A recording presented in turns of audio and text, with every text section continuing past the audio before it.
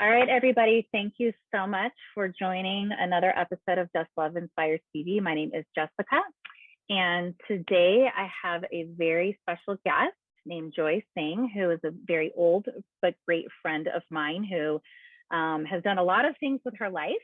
And we'll get a little bit of a background on her. But first, I just wanted to welcome you to the show. Joy, thank you so much for joining us. Thank you for having me. Yeah, absolutely. So do you want to just share with our audience just like a little bit of your background? Because today we're going to be talking about a pretty sensitive topic.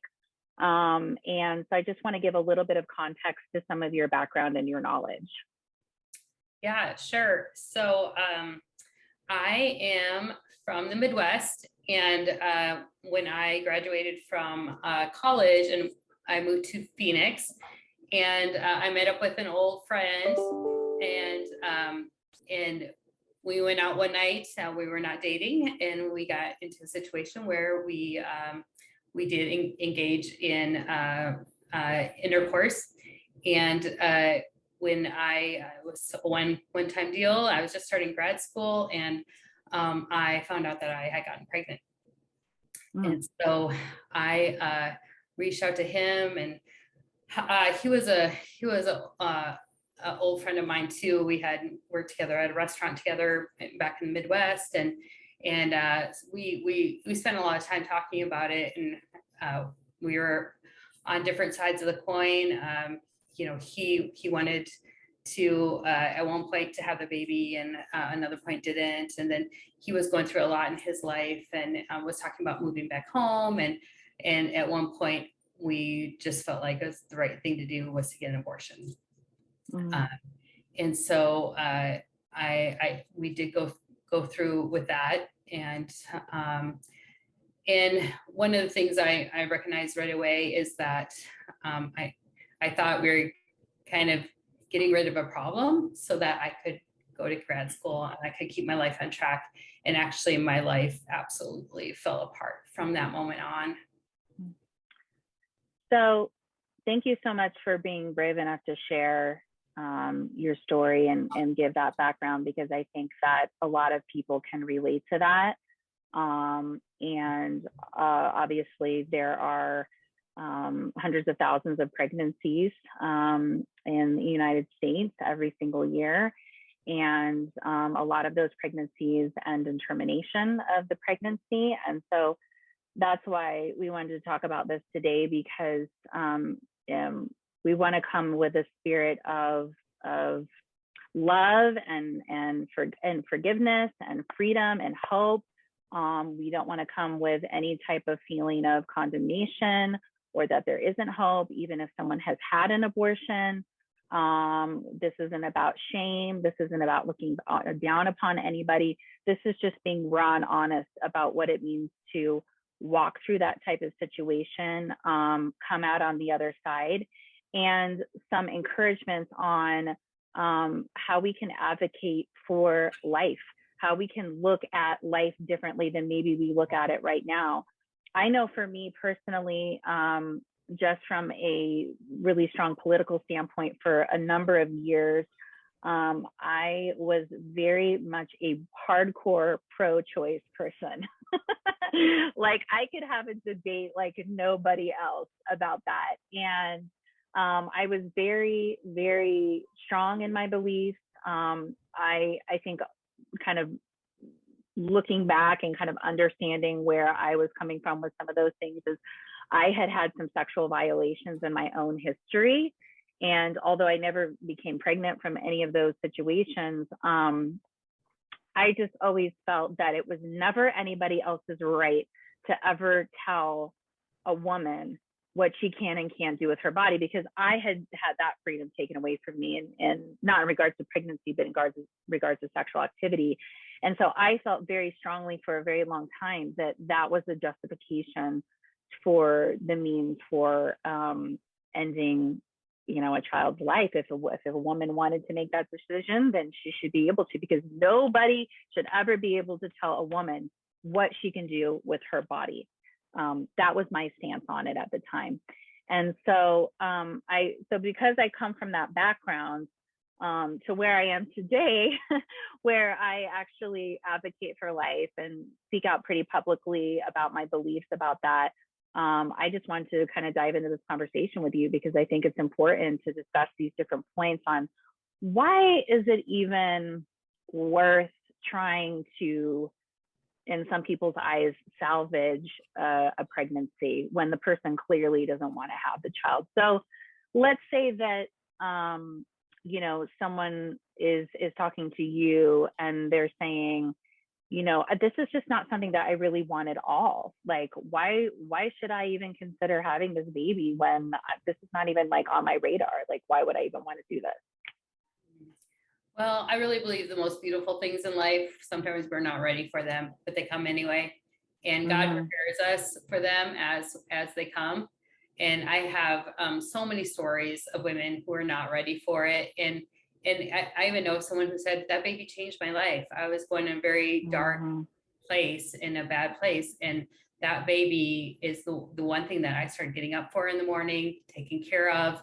And something just changes inside of you when you have a child. And honestly, even when you're pregnant, I felt that change within me is, to love and protect and cherish something. It is something so beautiful. And I think God takes over in a sense, but also there's also other options like adoption, placing the child in a loving home and being able to be part of that decision-making process. But give that child the chance at life. Maybe you're ready for it, but they deserve a chance. That's our right is saying we're not ready for it, but what about the baby's right? I think that's the baby's right is a big part of the conversation. I think that it is a massively missing part of the conversation because when it comes down to it, you are dealing with another human being. So you've got the human being that's the mom that's carrying the child, and that person has their rights, yes. But then you also have this whole other life that's growing that's also a human being. And shouldn't they have their own rights? Because certainly when we look at, and I think you've even alluded to this too before, is when we look at other bits and pieces of history, like you had brought up when we had kind of chatted before this about slavery, for example, and I know that's a hot button word for a lot of people, not trying to cause controversy by bringing that up, but there was a time in history when a slave was not considered a real person, didn't have value at all, was just a means to an end, and look how hard those lives had been fought for, whether it came at the right time or it should have been sooner, which I think most of us believe it should have been sooner, especially in American history. But the fact that there was so much blood shed so that those lives could be free and have a chance to thrive and to be looked at as a human being, made in the image of God, why wouldn't we start to kind of take those same set of principles and apply them to a life that hasn't yet been born, to give that life a chance, right? Yeah. I mean, that's how I look at it. And I have had similar to your story that you shared about your your pregnancy that you were considering and ended up having an abortion. I had a friend who came to me who hadn't shared that she was pregnant. We were friends, but we weren't like super close. And it was just interesting, the timing on how I'd called her one night when I was still at work about to leave. And I said, "Hey, do you want to go to IKEA with me tonight?" And she was like, "Yeah, why not? I'll come to you at IKEA." And so on the drive to the store, she tells me that she's pregnant. She says, "I had, relations with this person that I normally never would have interacted with. We were friends, and it was just drinking, and it happened." And she's like, "And I don't know what to do now." And we engaged in a conversation about, God just gave me all of these stories about people who've shared that their mom had thought about, aborting them. and how that they became, I mean, they became like a flourishing human being. You know, there's one worship leader in particular named Israel Houghton that's really famous, that a lot of people know, especially in Christian circles. And he's like an amazing songwriter and an amazing worship leader, and he's impacted thousands and thousands of lives. And he actually has a story of, you know, a woman coming up and prophesying to his mom, you know, about who this child is going to be one day, you know, and I think, you know, that prevented her from for having an abortion, you know, aborting his life. And so she and I started talking about these different things, you know, which is a very odd conversation. You know, you're walking around at a furniture store and you're like having this conversation about life and about what the child could potentially be. And I will tell you that, and she wasn't particularly a person of faith at the time, but we prayed together at the end of the night, and she came to me, I think a day or two later. She had a meeting with her doctor, and she said, you know what, I just couldn't do it. And I'm going to have this child, and people are going to look at me funny, and they're going to be like, who's the father? Where is, you know, how did this happen? It just kind of came out of nowhere because she wasn't in a relationship. She was very bravely and courageously willing to go through all of that and to face all of that and the questions and the potential shame that people would try to place on her, to have her son. And I'll never forget, I went to her baby shower, and she looked at me and she told me, you know what? I wouldn't be here having this baby, partly if it wasn't for you. And all I could think of was, no, it's because of God. Because he knew that you could meet with me and we could have this conversation, and that would help you come to the right conclusion. And I think that just the idea that I think for her, she would say, and she still says to this day, I think her son is, I can't remember how old he is. He's got to be about 10 years old now. But anyway, and I'm not going to reveal her name for the sake of privacy, but she still says, you know, he wouldn't be here if, you know, like we didn't have that conversation. And she's like, I can't imagine my life without him. He's my greatest joy.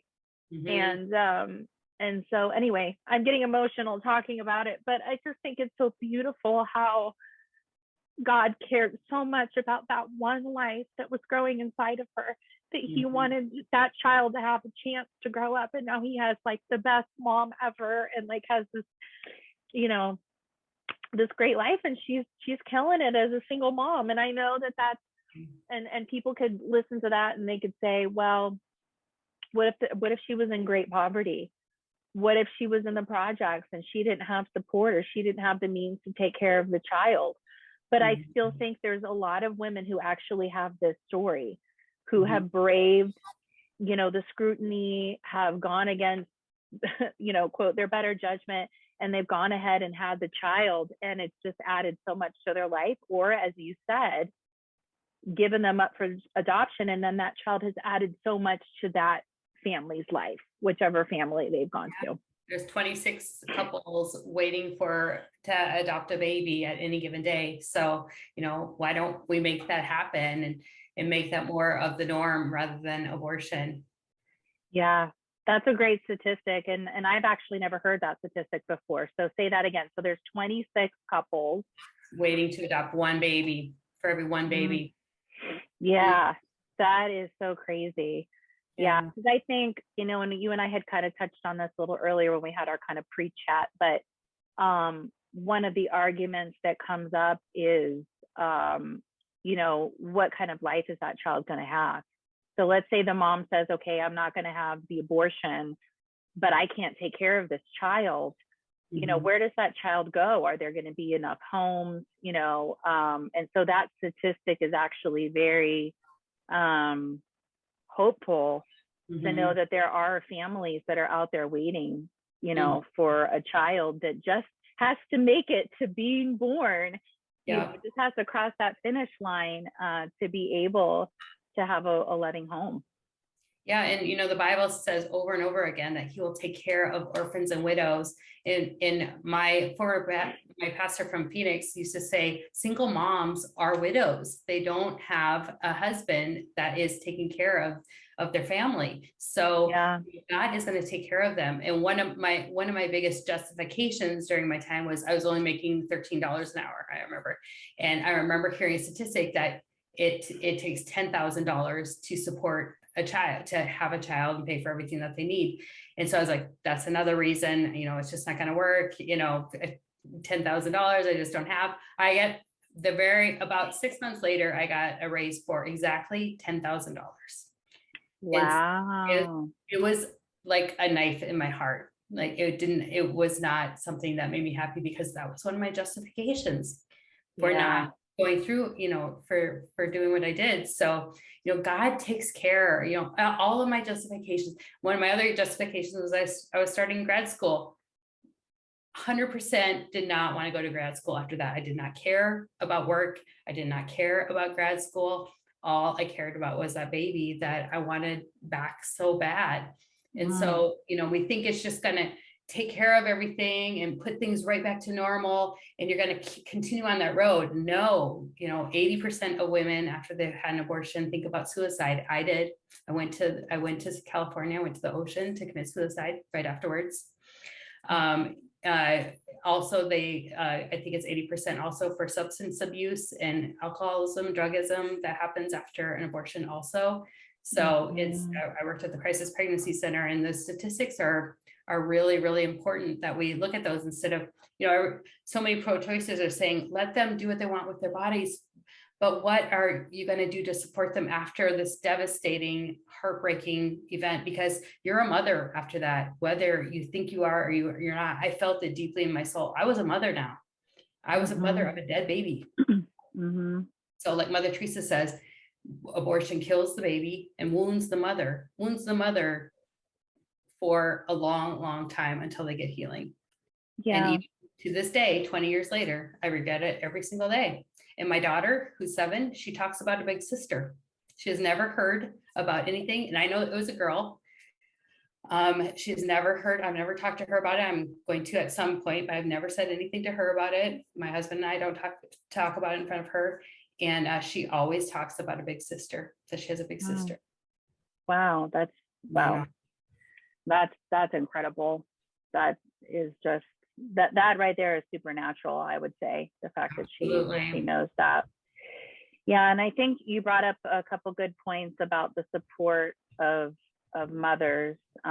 So two categories there. So there's the mothers that are trying to contemplate what they're going to do, which is what the crisis pregnancy centers are there for. And I saw a statistic too, and I've gotten a couple because I have a friend also who's worked and currently works with Crisis Pregnancy Center.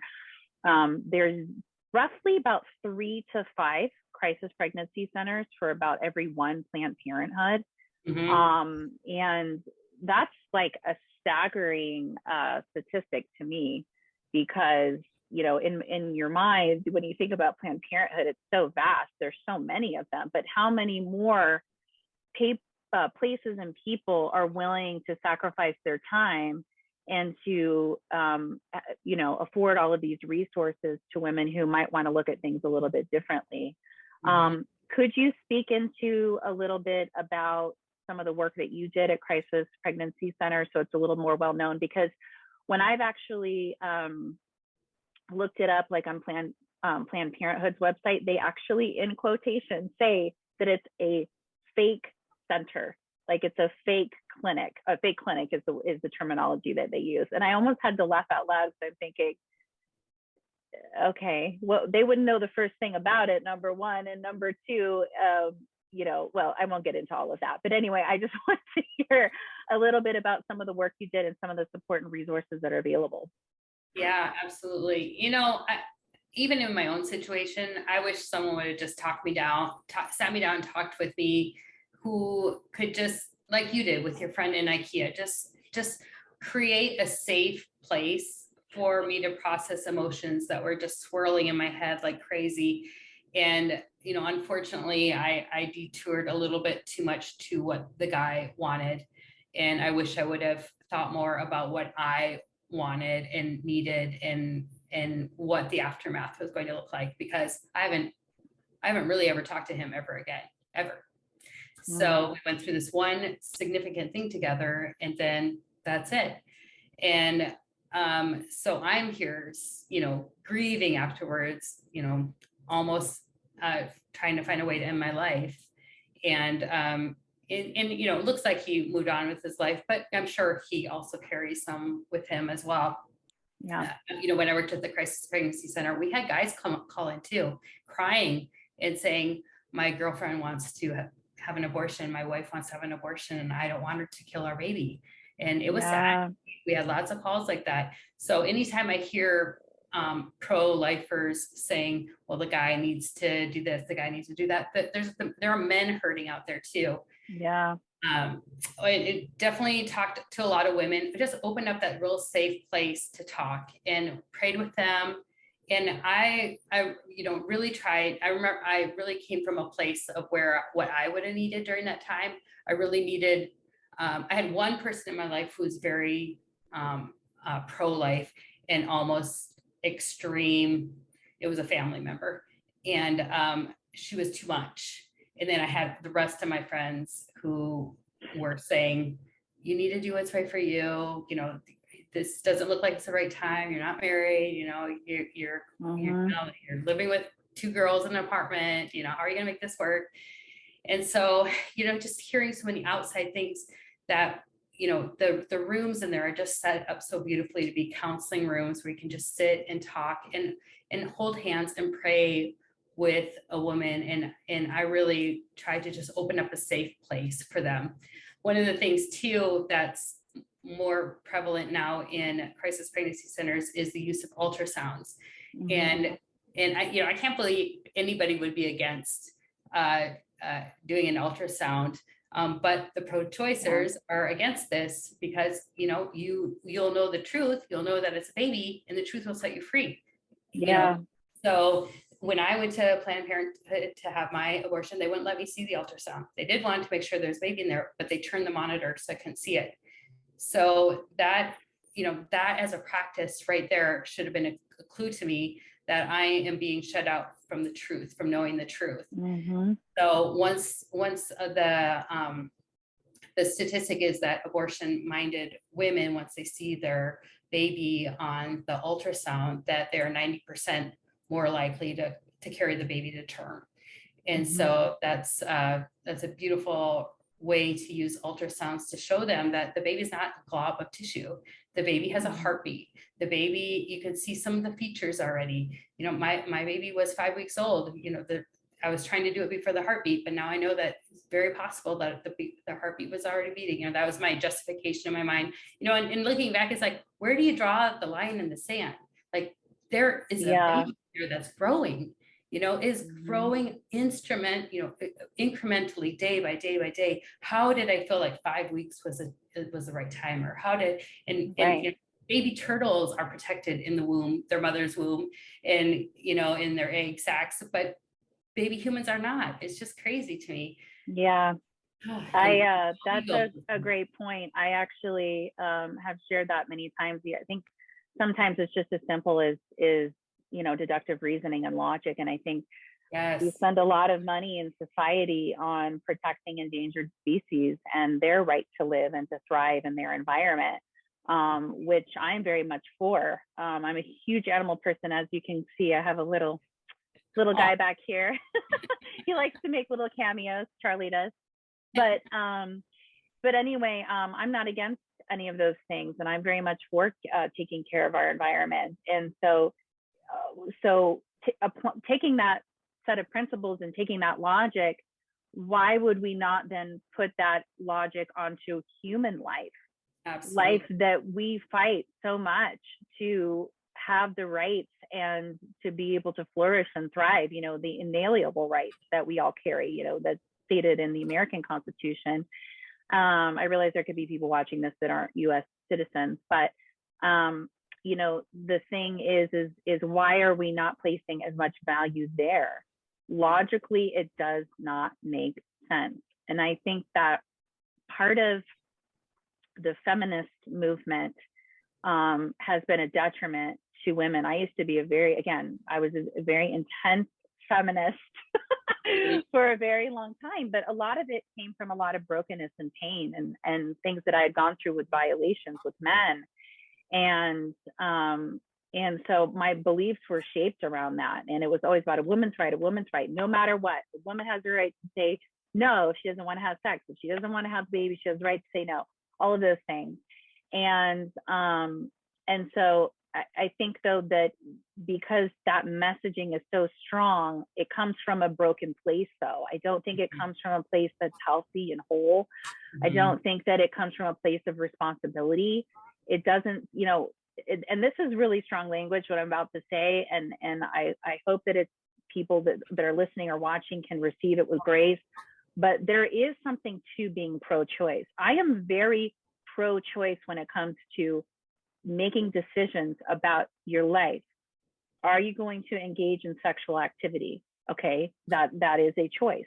Okay, and if that's what you choose to do, you certainly have the freedom to do that. But there's also responsibility that comes with that. And so I think part of the conversation needs to be, but where is the choices that are, what are we talking about with the choices leading up to that moment where a child could be conceived? Because if we want to talk about pro-choice, we need to have an honest conversation about the choices that lead up to those moments too, because those are all choices all along the way.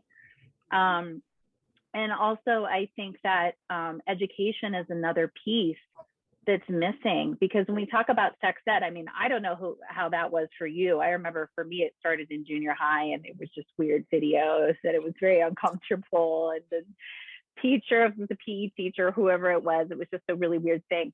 But I remember one teacher that I had that kind of went out of her way, and I don't know if it was a part of the curriculum or not, but she was very much about empowering the girls that she was teaching about self-esteem and how you use your body, how you choose to use your body.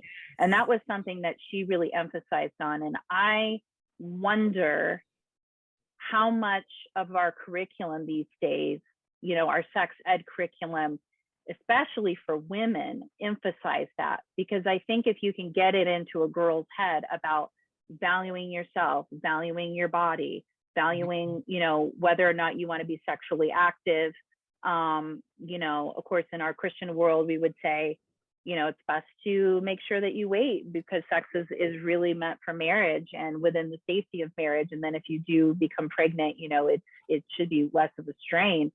But, and not to say that there aren't women who are married who don't want to have abortions, but I guess my point is that,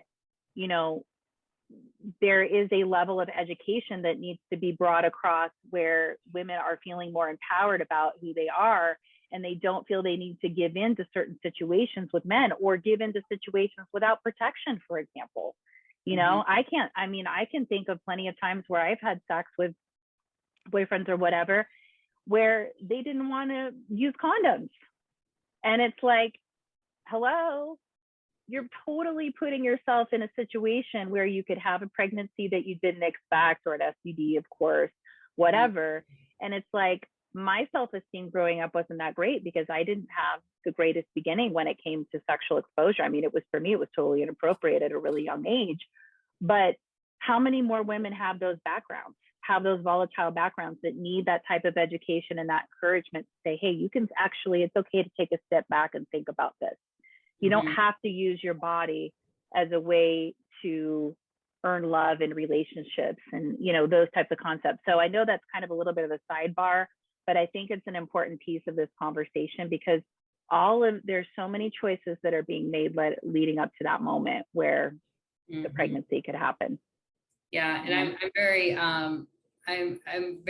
I listen a lot to music, the lyrics too, and it concerns me what young girls are listening to these days. they're yeah. hearing those messages over and over that they have to look a certain way, that the boyfriend, that it's all about the boys. And my 7-year-old daughter, she's hearing some songs here and there from some of her friends, and I'm like, we're not going to sing about boys all day long, Right. At kind of, 7 years old. unless she thinks Yeah. boys are gross. But I just don't want to get that into her head that this is what it's all about, like pleasing a guy or doing whatever he says or dressing. Mm-hmm. It's just like, it's so, I want to hear more songs from like Lauren Daigle, who talks about who you are in Christ as a woman, who, it's like, I don't know. The identity. It's an identity issue. Yes, So many, absolutely.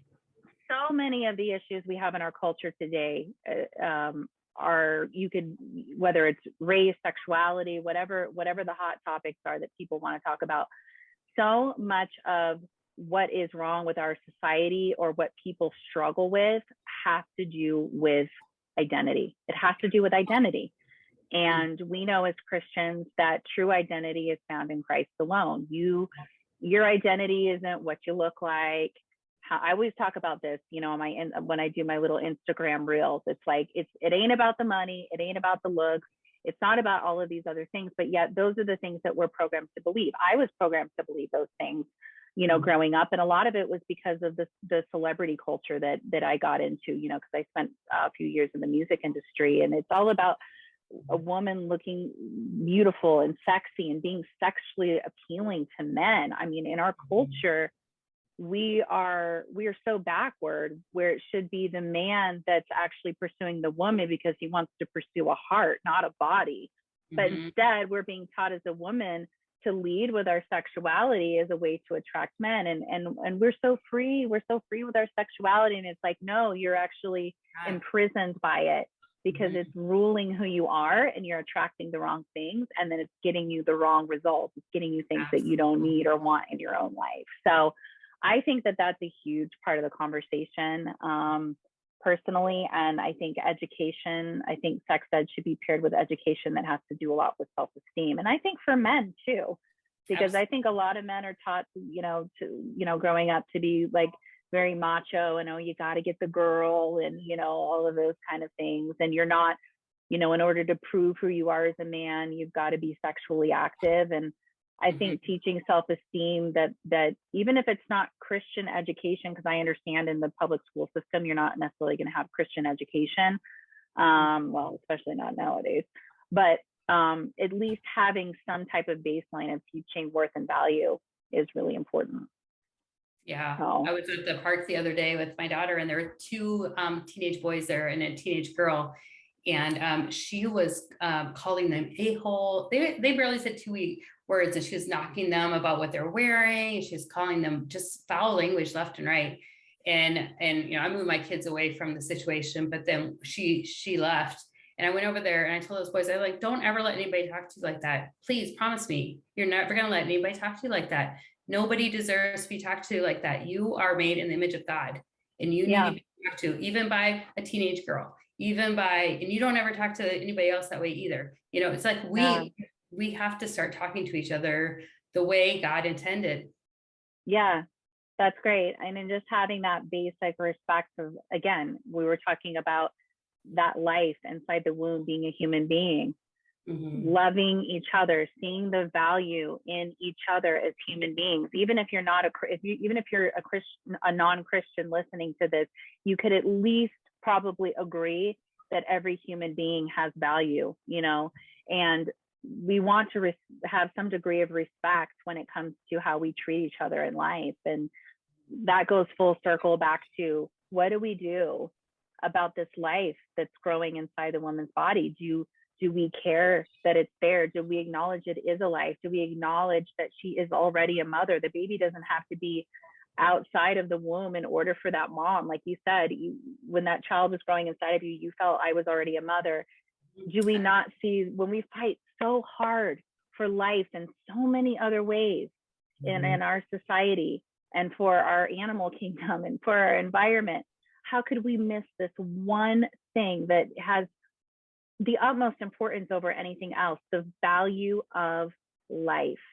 That is what we've been talking about today. And I just totally, we're kind of running out of time, but I totally appreciate you sharing your perspectives, Joy. I appreciate you sharing your story. And I hope that listeners and people that are watching this video, however many people this video reaches, even if it's one person, I think that what we've shared today will hopefully inspire you, will hopefully help you think through some of the things that maybe you've been thinking about regarding this issue. And that at the end of the day, we really just come back to the principle that it's about life. It's about honoring and valuing life, whether it's the person sitting across from you in a room at a coffee shop, or if it's the life that's growing inside that hasn't been born yet, right? Yeah. Yeah, absolutely. Well, Joy, thank you so much for your time. Again, thank you for having me. And again, guys, this is Just Love Inspires TV. You can follow me on Instagram at Just Love Inspires, also on Twitter, also on Facebook, Just Love Inspires, and the YouTube channel. I'm going to put the link in the comments. You can subscribe. Please share this video. I'd love for as many people to see it as possible and to join in the conversation in the comments. If it gets too heated, we might have to nip it in the bud a little bit, but hopefully we can all have a respectful conversation in the comments about this particular topic. And thank you guys so much for joining Just Love Inspires TV today. Thanks again, Joy. Thank you. Bye. Okay, bye.